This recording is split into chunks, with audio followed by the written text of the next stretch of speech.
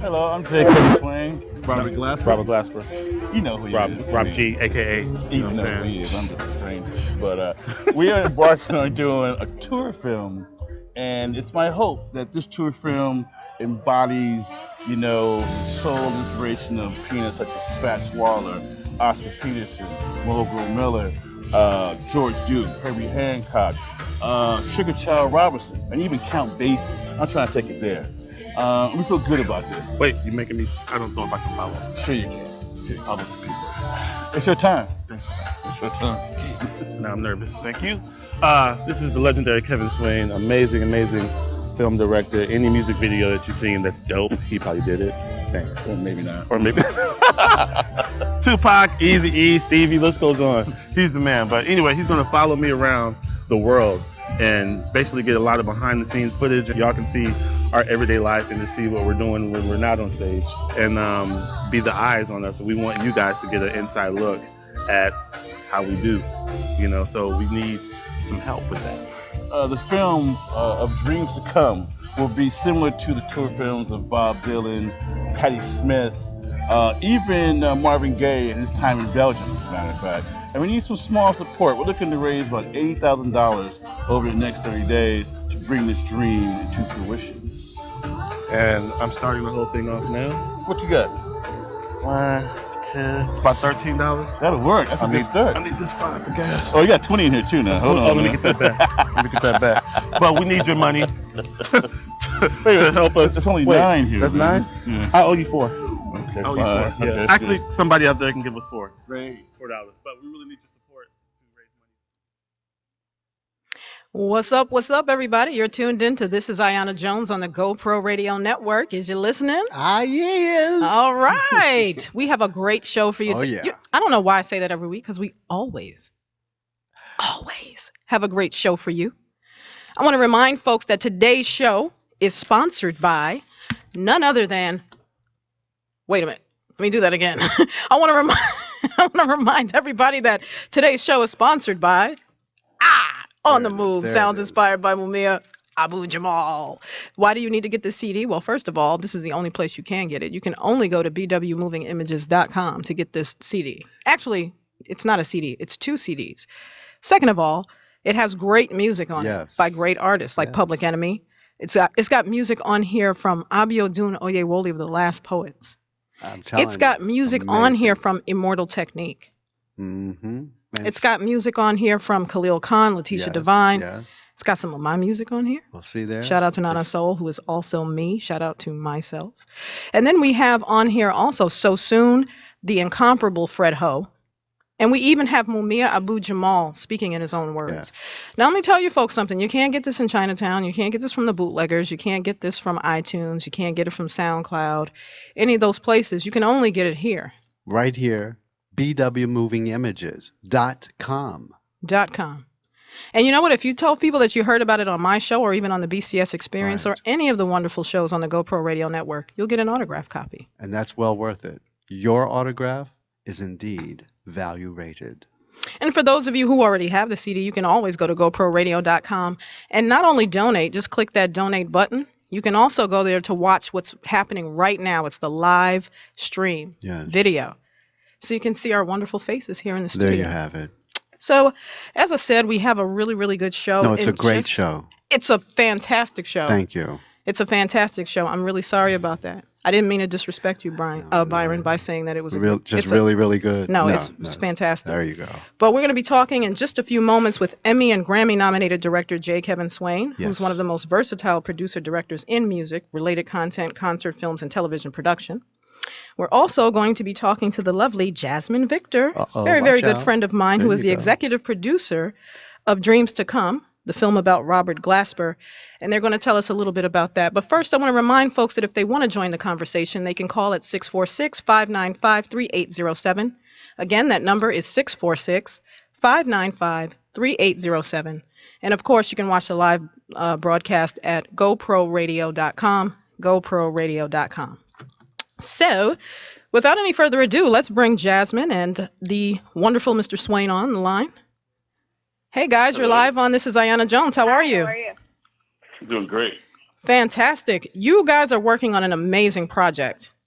I mean, I'm just really like floored because I think one of the jobs of any filmmaker, we can always do feature films that feature really famous actors or really great writing and dialogue. But it's important for filmmakers who are also dedicated to chronicling the great people that have come and gone in music, in history, Very important. and I think you guys have a very worthwhile project that you're working on, and I'm hoping that you can just talk to our audience briefly and tell us about the film, when it's coming out, and also the fundraiser that's connected to it.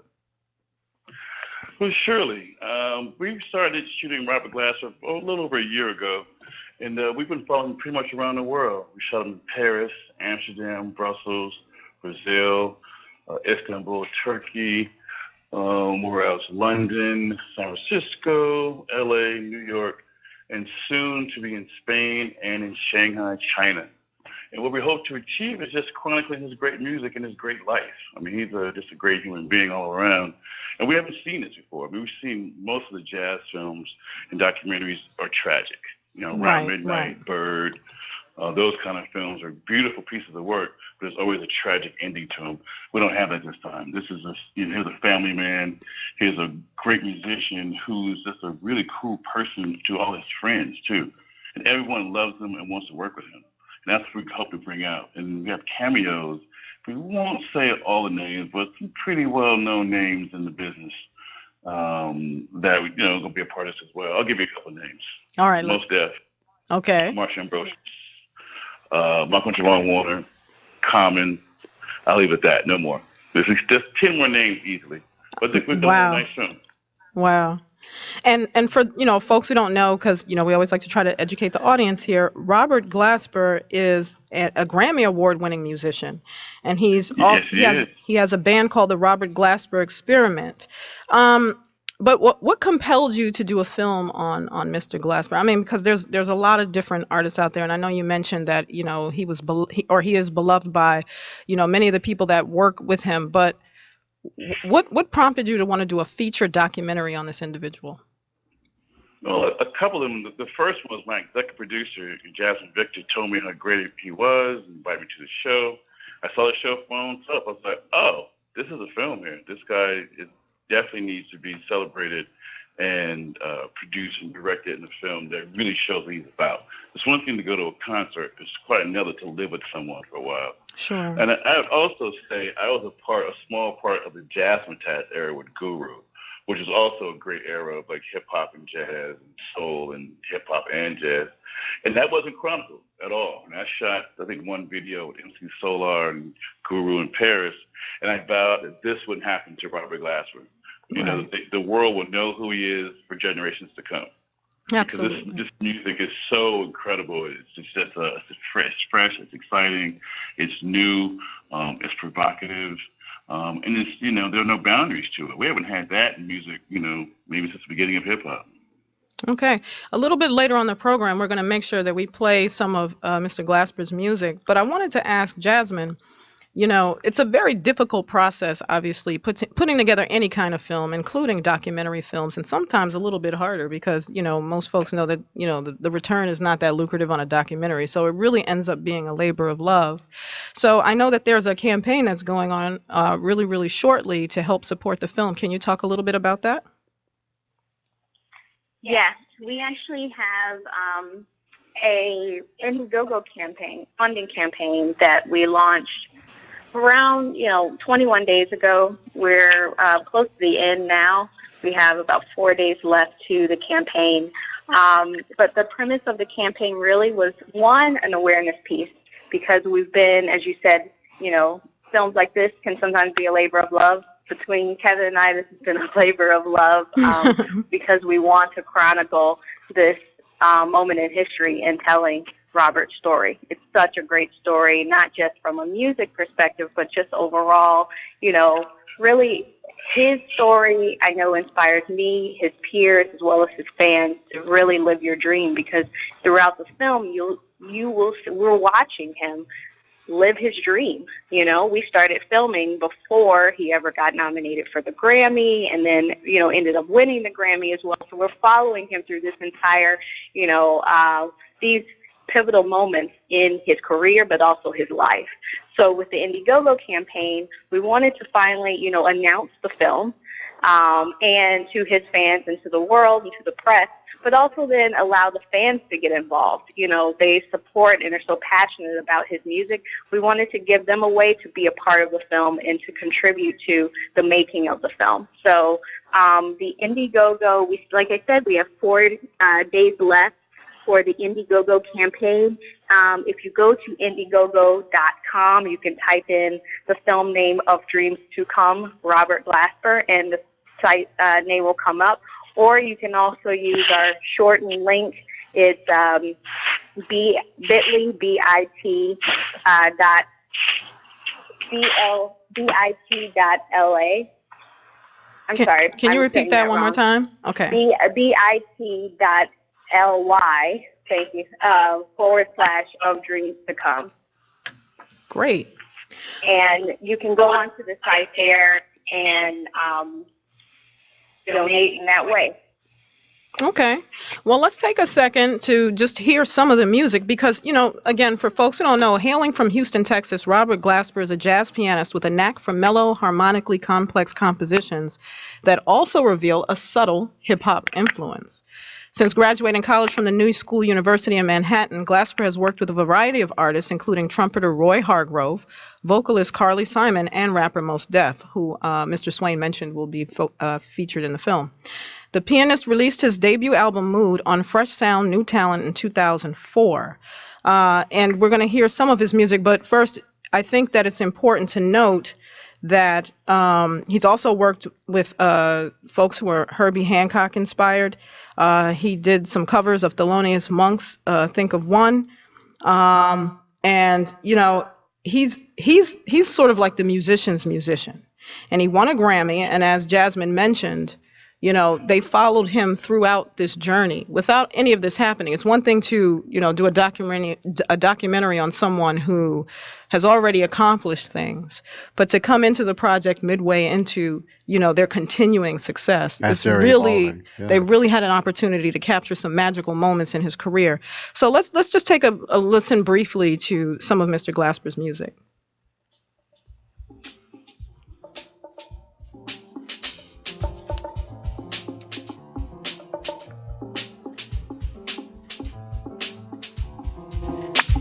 Real.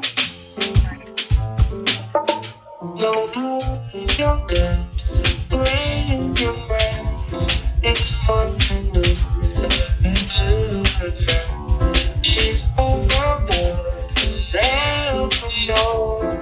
Oh no, I know a dirty word. Hello, hello, hello, how low, hello, hello, hello, how low, hello, hello, hello, how low,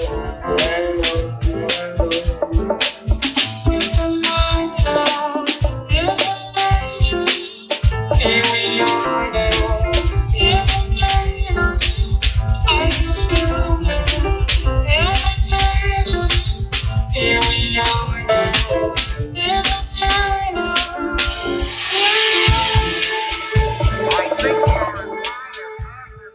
Wow. You know, it's important to do a documentary with primary resource material, and usually that's always in the past. Like you say, collecting that material right now that's present. He's evolving his music. I mean, you listen to the syncopation that's going on in his rhythms. Yeah. It's amazing stuff. I don't know, Kevin and Jasmine. I almost like didn't put you guys back on the line. I was like, you know what? I'm not even going to finish the show. I'm just going to listen to this music right quick. It's creative. Well, no, I think Go ahead. I think that, you know, feel free to keep playing that song. That's one of my favorite songs off of Black Radio 2, or I'm sorry, Black Radio, that he won the Grammy off of. Black Radio 2 is the follow-up album that we also were blessed enough to capture. We were blessed enough to capture the band in studio as they were recording that, so that'll be out in September. This is awesome. But yeah, this has just been a great. I think also for Robert, this is chronicling this moment in time for him, for his family to even have as a timeless piece in the legacy of of his music. So absolutely, just a few things on the film too. So right now we really want to make sure that we keep. Sorry, you see that you hear the LA police vibe. We want to make sure that we keep the fans and everyone that's supporting the film up to date with our production process. Absolutely. So once we finish the Indiegogo campaign in the next 4 days, once again, go to Indiegogo.com, type in Of Dreams to Come Robert Glasper, and you'll see our page there. Over this next week, we'll be launching our own, official film site. So we'd love to send you guys that information once it's up so you can let everyone know. They can go on there and follow the updates. Absolutely. As a matter of fact, As a matter of fact, we're going to make sure we keep people posted on the whole process. At GoPro Radio Network here, we're very dedicated to making sure that independent projects like this get the shine that they deserve. We're actually coming to the close of this segment, and we're going to have to go to a break soon.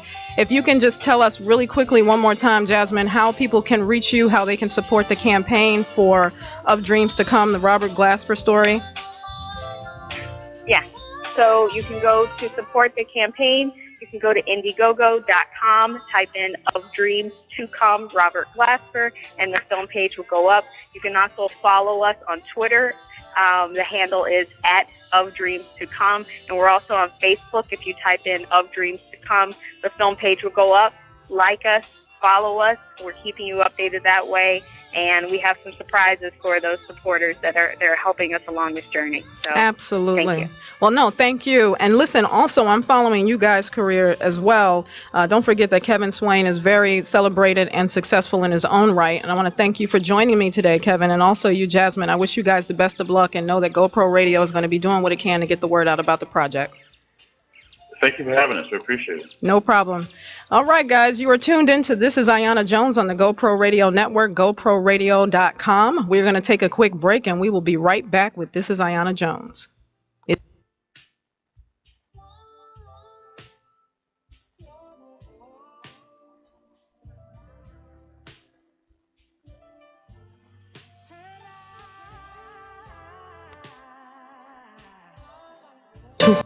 Appetite. They'll spill the GoPro Radio Network is proud to present our newest show, Food Rap, hosted by food enthusiast Nina Markal and Shauna Glover. Together, they will chew the cud, so to speak, and take you on a mouth-watering journey to whet your appetite. They'll spill the beans on the latest food trends, beef up on food facts, and share their own discoveries.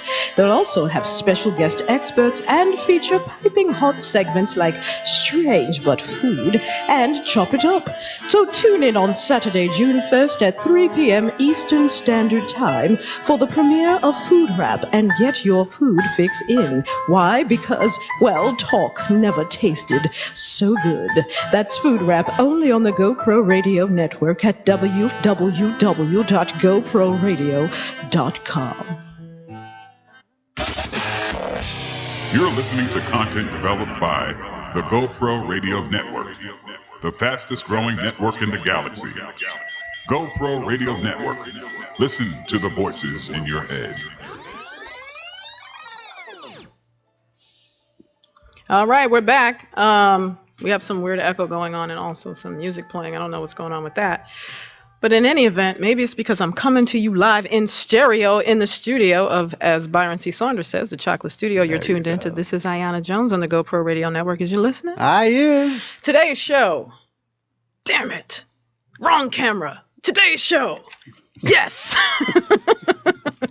It's sponsored by, it's like musical cameras in here, but it's sponsored by On the Move, sounds inspired by Mumia Abu Jamal. Now I'm going to be talking about this CD all show long, and I'm hoping that one of my loyal listeners will place an order. We'll start out with just one. Very good. 1,000 of my loyal listeners to go to bwmovingimages.com and get this double CD because it's a very important project. Mumia Abu Jamal himself is on the CD. My music's on there. Fred Ho's music is on there. And shout out to Tylon Washington, director of Diary of the Dragon, The Revolution of Fred Ho, a new documentary that's going to be out later this year. Abio Duna Oyewole of The Last Poets. And let me just give a little tidbit of information about Abio Dune's contribution to this, because you'll have a lot of these CD projects where people will, throw some old song that they did already onto something and say, yeah, okay, you can put that song on your compilation. Right. This is new stuff. Recorded right here. Just for this particular disc. Recorded right here at BW Moving Images Studios. Living Color has music on here. Hassan Salam, Melinda Davis, Spirit Child, Stephanie Rice, Immortal Technique, Reese. Voice of the Children is on here. Maya Azucena, who's a Grammy Award-winning artist herself. So pick it up. It'll be autographed. What could be more wonderful than that? Exactly. I'll tell you what could be more wonderful than that. Well, the fact that we are now joined by the one and only Glenn Ford of Black Agenda Report. There you go. Hi, Glenn. Hi, feeling wondrous. All right. I'm sure I have something to do with that. Yes, of course. Full of personality that I am. But we've been, really lighthearted with this episode and having a good time, as we always do with our good friends. But of course, we know that there continue to be serious issues that need to be addressed in this current landscape we call society. And Glenn Ford, being the executive director of Black Agenda Report, comments on these things weekly. In fact, I call him sometimes and he's like, you do realize it's Tuesday, right? I know that's my cue to get off the phone, because he's probably editing, or even on Monday. It's like, you can't reach him. Don't bother him, because, he works really hard, along with others such as Margaret Kimberly and Marsha Coleman Adebayo and Bruce Dixon, to bring people a very, informative, a really progressive and radical perspective on today's political landscape. So thank you, Glenn. We appreciate you for that. Well, thanks you for having us. And also Black Agenda TV. Of course. Of which, you are the host. I am the host. A wonderful program that extends beyond the internet to give people a visual presentation as to the shenanigans that are happening. Not all, in the White House seems to be the factory. And your visuals are marvelous. Thank you so much. So, what's going on in the headlines today? We've got this whole issue of mass incarceration rollback being unlikely. Can you shed some light on that? Well, you're talking about Bruce Dixon, the managing editor's piece for today. And he focuses on not just what the powers that be claim that they're going to do, and he's talking about hearings, a kind of full court addressing, at least this is what it purports to be, in a joint House committee of, well, what is and what should be the state of incarceration in this country. Right. But Bruce's article is targeted at the behavior of the Black misleadership class and its representatives in Congress and their past behavior regarding mass Black incarceration. And I've got to say, preface this to say that we at Black Agenda Report believe that the greatest challenges domestically facing Black America are mass incarceration and gentrification. Absolutely. Mass incarceration because it affects all aspects of Black life and has been hugely destructive of Black social cohesion. That is our ability to organize as a community, to hang together as a community. And gentrification because it threatens our majorities and pluralities, our strong position as urban populations. The window is rapidly closing on the majority Black city or the heavily Black city with these seemingly relentless forces of gentrification. And when that happens, we will have lost some of our ability to organize effectively in our own defense. So those are the two issues that we think are paramount in Black America. And those happen to also be the two issues that the Black misleadership class, the Black political class, fails abysmally in addressing. In terms of mass Black incarceration, it appears that for this class, they are more ashamed and embarrassed by the huge numbers of blacks who are in prison than they are outraged. Well, can you talk a little bit about some of the way, because you mentioned that mass incarceration, particularly of black people, has several kinds of adverse effects on black communities. Can you talk about what some of those are outside of the obvious, issue of family members being incarcerated and therefore it affecting the family? What are some of the other ways that mass incarceration and the prison industrial complex adversely affect black communities? Well, if you ask the average black politician what the number one issue in black America is, they'll probably say jobs. But mass black incarceration, in fact, makes a huge proportion of the black workforce, the black working class, unemployable. And in fact, by making black and crime synonymous, which is the mass incarceration strategy. Exactly. By making black folks and crime the same thing in the public mind, including the minds of some of the black public, they diminish the employment prospects of people who have not been convicted and incarcerated, who don't carry around the baggage of a record. So we think that mass black incarceration is actually a greater challenge, a more institutionally structural challenge than black unemployment itself. So do you think that perhaps it's strategic in and of itself, the as you put it, black misleadership classes' unwillingness to address such an issue? Or do you think maybe they're not addressing that issue because they recognize the fact that they have very little power to actually change anything? No, they don't address the issue because they don't think it's about them. And they have historical reason to believe that. Bruce Dixon hit me to a statistic that I found very telling. In 1970, today, a black person without a college degree is 3 times as likely to be incarcerated as a similarly situated person in 1970, 40-something years ago. 3 times as likely. A black person with a college degree is only half as likely today to be incarcerated as he or she was in 1970. So we see the class aspect of mass incarceration. It isn't wreaking direct havoc on these upwardly mobile classes. Sure. That it is on the black poor who are concentrated in the cities and fair game or unfair game for this growing U.S. police state.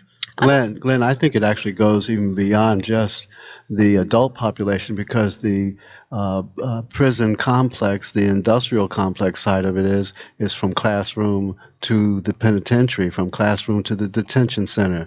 1 in 3 young African American males before they reach the age of 25 are first-time offenders. There are 18,000 people in Rikers Island right now. In addition, the detention rate in public schools, in elementary schools, is on the rise, and those young people are already being stigmatized as the people who will go into that prison complex. And the numbers show that those young people are drawn from the poorer classes of Black America. And let me give you a statistic that was given to me by Betty Davis, who worked with the New Abolitionist Movement against miseducation.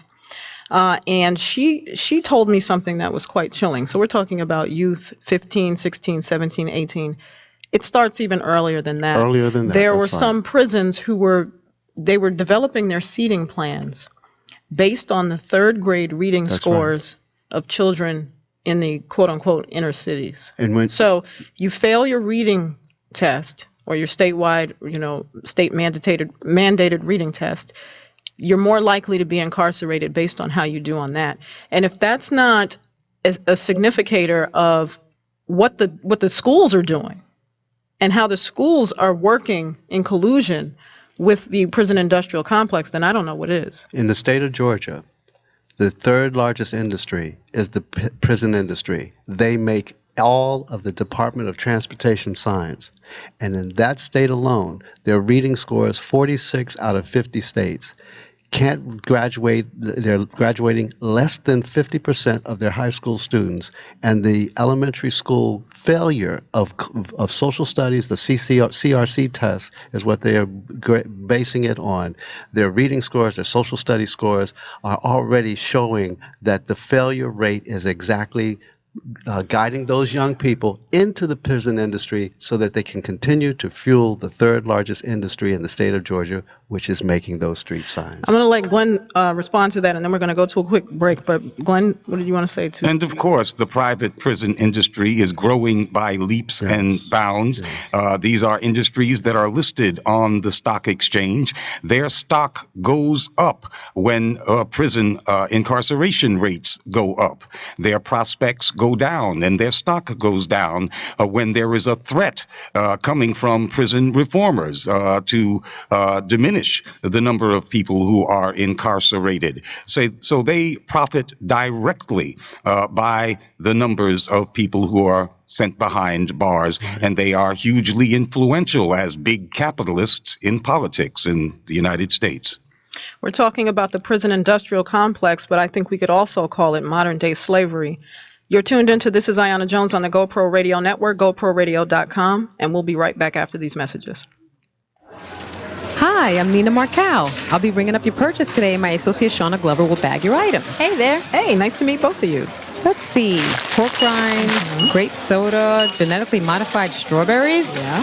No me gusta. Oh. Okay, I don't want to offend you or anything, but none of this stuff is good for you. It can't be that bad. You're practically digging your grave with your teeth. Yikes.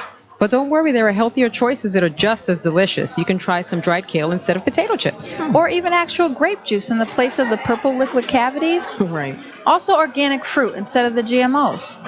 You guys have some good ideas, but how do you know so much about good eating?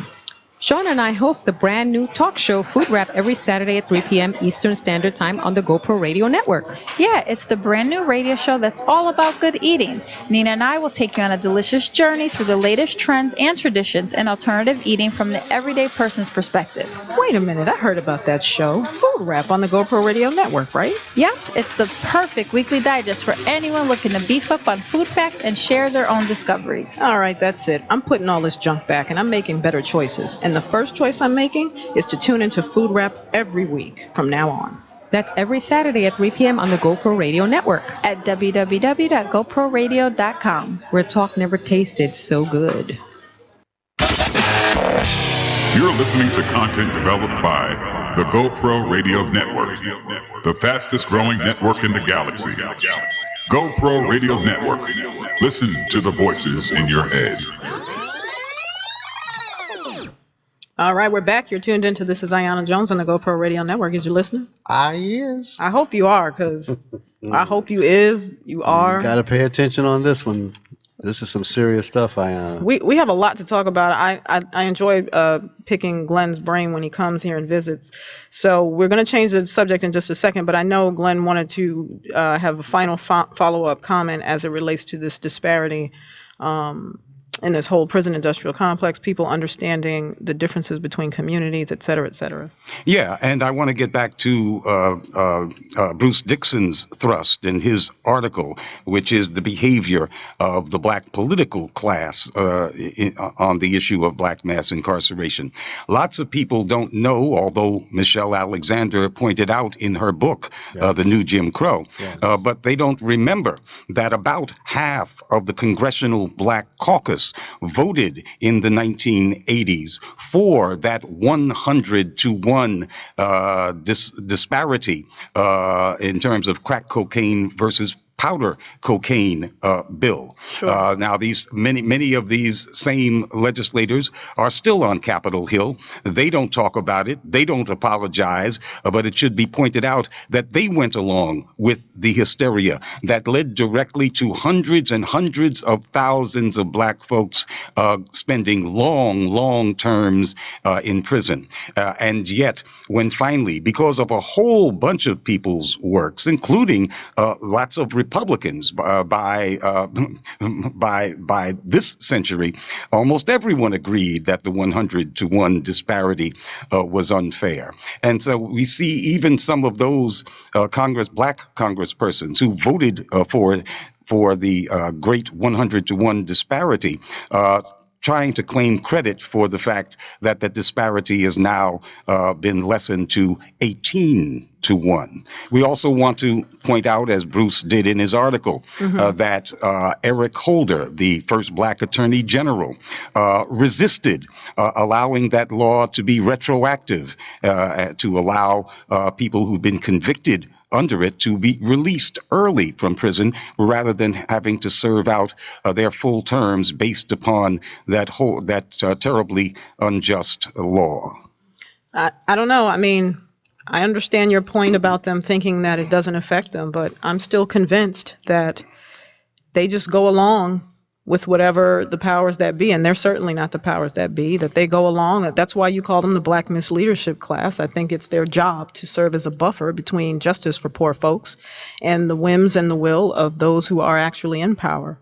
Speaking of which, I think we're also in another period of hysteria around guns. Now, of course, everybody in the black community is upset about the high mortality rate of gun violence in this country. Of course we are. But we need, just as with the crack hysteria that led to the 100-to-1 disparity law, we need to be vigilant about what happens legislatively in terms of the gun hysteria.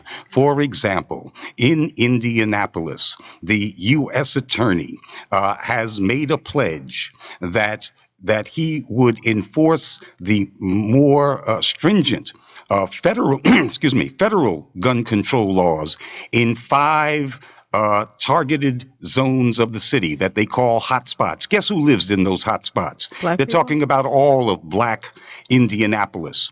And so this U.S. attorney, remember, he works for Eric Holder, has pledged to enforce selectively the federal gun laws in those black neighborhoods that have been designated as hotspots, but not to assert that jurisdiction and that authority elsewhere. That's selective racial enforcement, and on its face is a racist application of the law. And these are the kinds of results we get from a gun hysteria. These people mean us no good.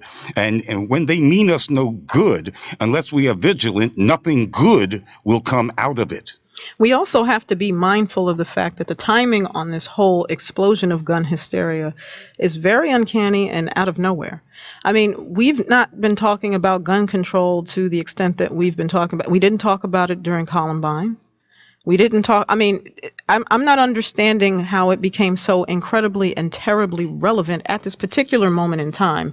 And when the propaganda that was shown all over the television of the Sandy Hook shooting and, et cetera, none of that had anything to do with black folks. Nothing. And yet, when the legislation is being discussed, when those hot spots are being targeted, it's not folks that look like the people that have been shooting things up of late.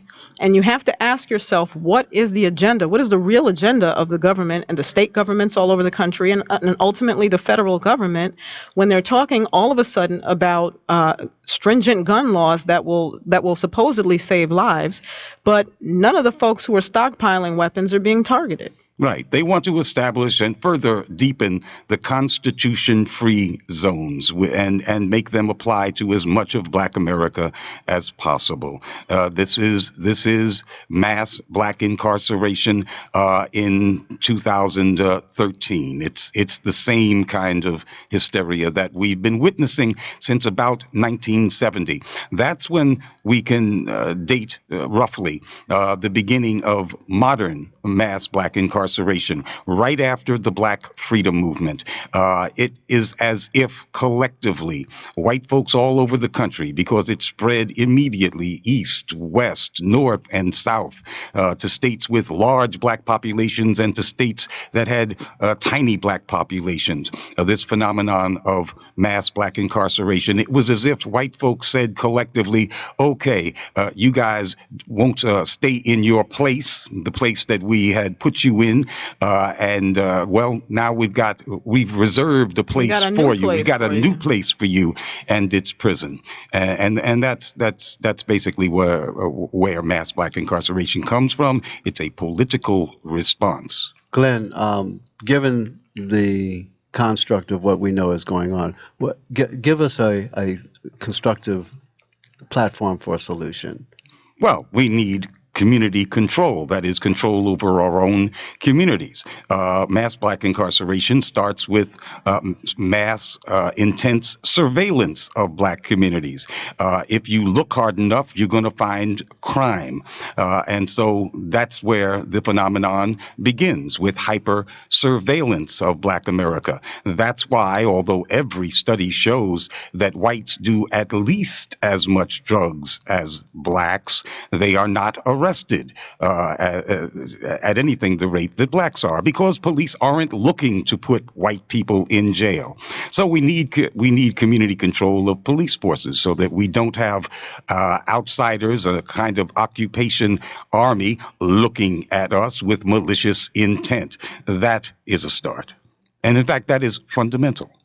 And then from there, where do we move forward? Because once we've gotten control of our community, obviously moving it ahead, both socially, economically, politically, the agenda that can allow us to, track that forward progression. Well, first of all, if our community does not have the intent to jail as many black folks as possible, then the whole range of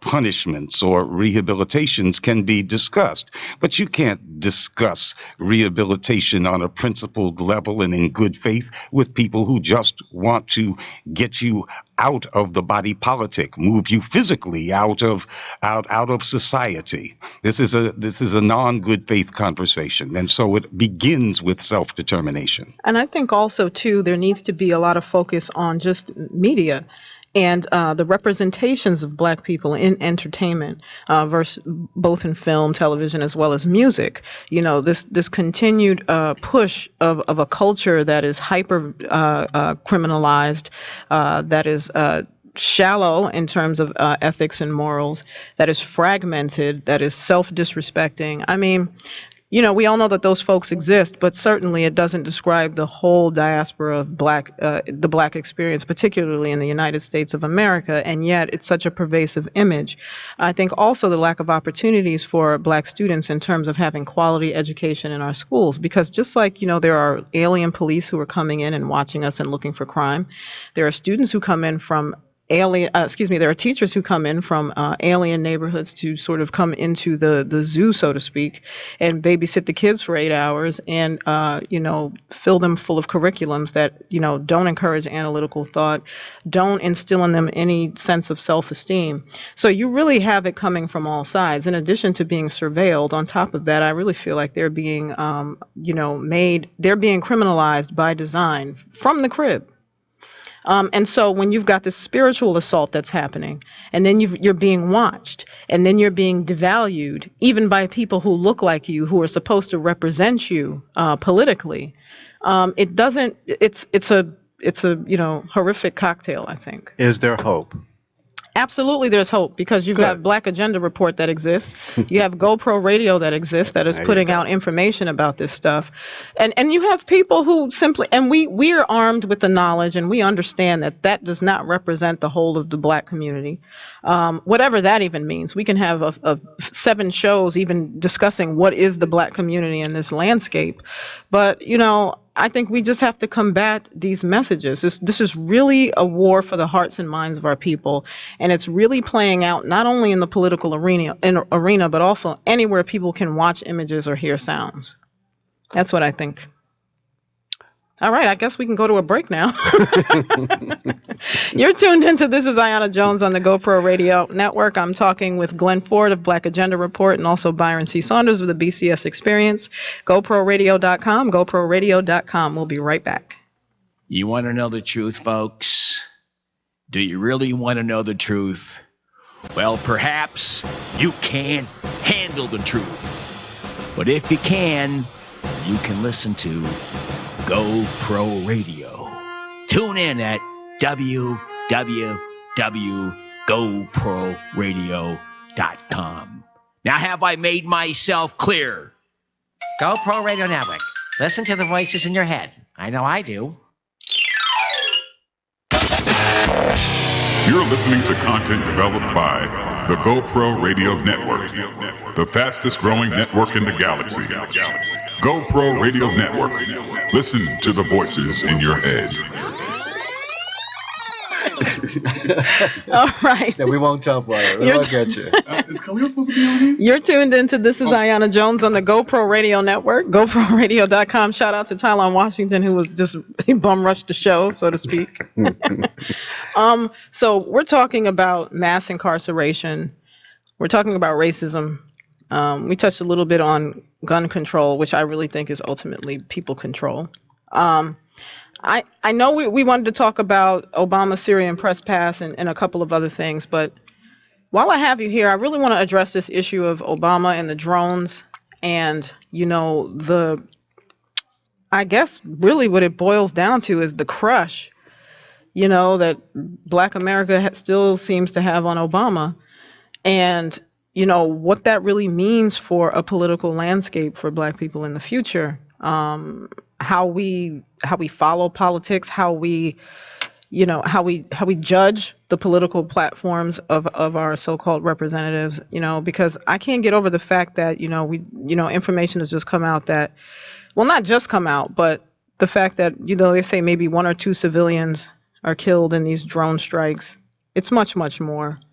There are many more children who die, and yet we continue to make plans to build even more drones, to use drones even here in the United States of America.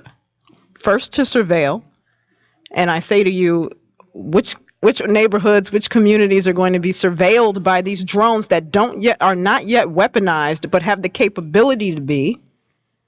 Those communities that are already surveilled, the Constitution-free zones that we call the black parts of the cities, that goes without saying. The same places that are over-surveilled now will be over-surveilled by drones. Drones are a really big business. I believe they're huge. They're not making any more fighter planes. They're making these drones now. The United States is training more drone joystick operators than it is pilots. They believe this is the wave of the future, because in the future, and President Obama is on the cutting edge of this kind of antiseptic, at least for the guy with his finger on the trigger, kind of warfare.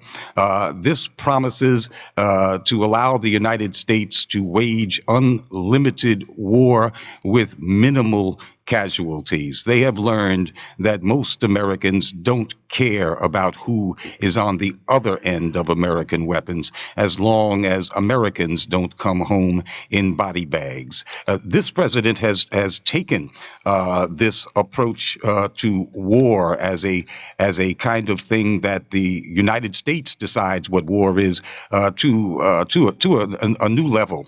For 7 months, the U.S. and its NATO allies bombed the hell out of Libya. They launched 20-something thousand sorties, and 10,000 of which dropped bombs. They refused to admit that even one civilian was killed after 10,000 bombing runs.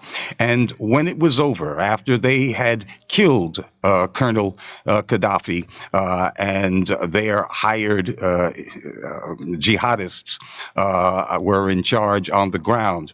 When members of Congress said, well, look, are you going to report based upon the War Powers Act on, what the United States has been doing, Mr. Commander-in-Chief? And Barack Obama essentially said, well, there has been no war because no Americans were killed. Now, you have to look at the explosion of drones as the cutting edge of American aggression in that light. Obama's war definition of war is that there is no war unless Americans die, and it doesn't really matter how many other people die. That is the most novel definition of war ever heard in the world. That if your systems are deadly enough, and if your technology gives you enough impunity, you can kill an unlimited number of people, overthrow an unlimited number of governments, and claim to your population that since no one died, that the United States was not at war. There are a couple of other issues that these drones bring to light as well. Number one is that you're seeing a very striking relationship between the companies that manufacture these drones and the energy companies, such as the oil magnates, et cetera, et cetera. The second thing is that I think that the government is learning from the lessons taught by the Vietnam War, and even the Iraq War. There have been a number of soldiers who have been on the ground who have realized that they're fighting a war that they probably have no business fighting against people that have never done anything to them. I think they're seeing the hypocrisy of the chain of command. And, they're deciding, as foot soldiers, as people whose lives are expendable, we're not going to fight this war. Now, who are the people that have been most or least likely to rebel in such a fashion? It's usually the people who are the officers, the people who are flying the planes, who don't want to risk getting their hands dirty, who are the least likely to rebel. And so I think that the armed forces needs to protect the lives of those people who are more likely to be loyal to them. They don't want to send soldiers out into the field who are more likely to quote unquote turn. And so the best way to kill two birds with one stone, or one drone rather, is to train these people to run these joysticks. This way they're not putting their loyalists in danger, and at the same time they're not running the risk of people on the ground actually seeing the hypocrisy take place and actually seeing the idea that they don't belong here and they're not supposed to be fighting here. I think that actually is probably the most important agenda to the government, with the protection of the so-called lives of the soldiers being second. And when the Star Wars technology was created, this is exactly what they had in mind right from the very beginning. Star Wars technology is being implemented, has been for quite some time, and the concept of a drone from a military point of view is indeed trying to protect your own soldiers and your forces. However, what they've discovered is that even the person who's controlling the joystick has post-traumatic stress syndrome, because he cannot separate the fact that they are part and parcel to mass murder. And whether they're saying a citizen... I'm sorry, but Byron... Listen, there are 30,000 troops who are about to come home from Afghanistan next month. Each and every one of them have a stress syndrome that is so real that within the first 90 days, if they're not engaging, if they're not looking for psychotherapy assistance, they are a danger not only to themselves but to their families and their communities. Here's the problem I have. These are damaged goods. Okay, and here's the problem I have with that. First of all, is there a draft in effect right now? What they have is a registration format. At 18, you still have to register. What I'm asking right now, is there a draft in effect? No, it's volunteer. It's volunteer. Okay. We have to be accountable for how we frame this discussion. And I find it difficult to empathize with individuals who at this point in time, let's go back to the media. War has been glamorized. People understand that when bombs drop, people die. People understand that when you train to shoot a weapon at people for maximum damage potential, You're not training to shoot cows. You're not training to shoot horses. You're training potentially, if you have to go abroad and fight in a war, to kill human beings. Now, some people do that because they want to pay for college. Some people do that because they want to pay for a house. Some people do that because it's the only career opportunity available to them. But I don't think that in any way, shape, or form, people should not be held accountable for the decisions that they make. Now, granted, just like black people are surveilled more intensely, they're also more heavily recruited for the armed forces. I know that the armed forces has a very powerful PR machine connected to it that makes war seem like you're doing your patriotic duty and that kind of thing. But quite frankly, it's 2013. And if you're going to say to me that, you know, people who operate drones have post-traumatic stress syndrome, especially when all this footage has been leaked of these folks who treat it like a video game, who have shown that they are more likely to discount black and brown lives, probably racist. It's hard for me to imagine that the biggest tragedy of all is that these poor soldiers are going to come back with post-traumatic stress syndrome, and how unfortunate it is for them when tens of thousands of people, children, families are destroyed, complete infrastructure of neighborhoods is destroyed, ways of life are completely obliterated. I think how these soldiers feel about the fact that they've murdered people, little low on the totem pole for me. I'm glad that you went there. This concept, this logic of antiseptic warfare that does not cause pain within the home body politic.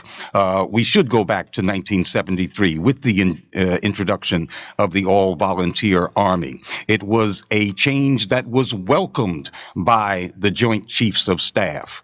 The Vietnam War did not teach them that it's not right to kill 2 or 3 million people, as the United States did in Vietnam. It taught them that if you have a draft-era army that spreads some of the pain of casualties around in society, then you will spread anti-war sentiment around in society. They also found that if you have a draft, you will wind up with elite units like the one that I was in, the 82nd Airborne Division, that are 60% black. And those kind of soldiers aren't going to listen to you. Right. You're not going to be able to control that army.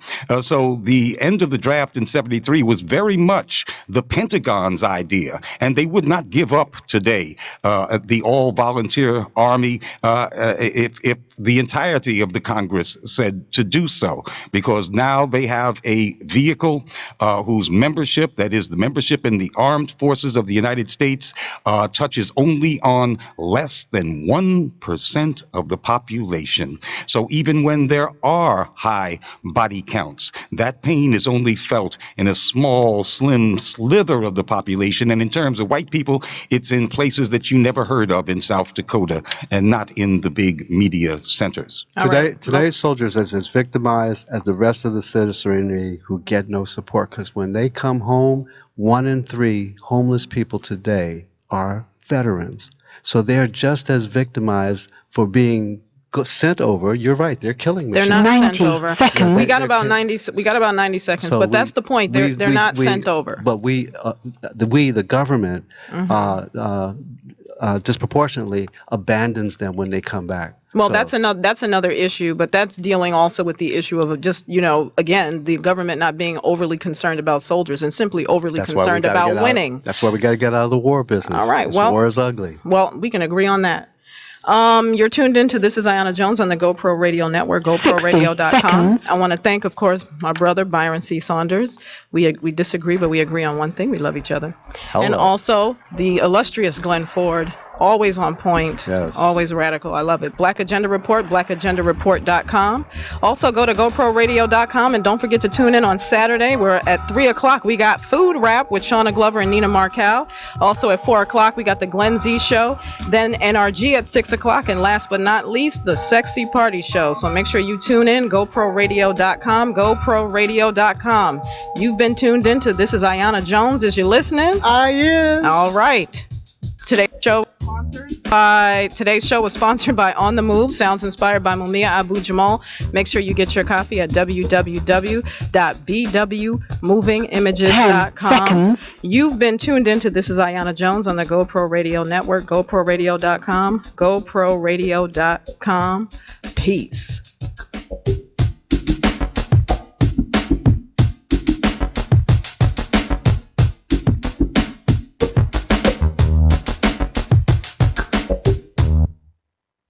Thank you for using Blog Talk Radio.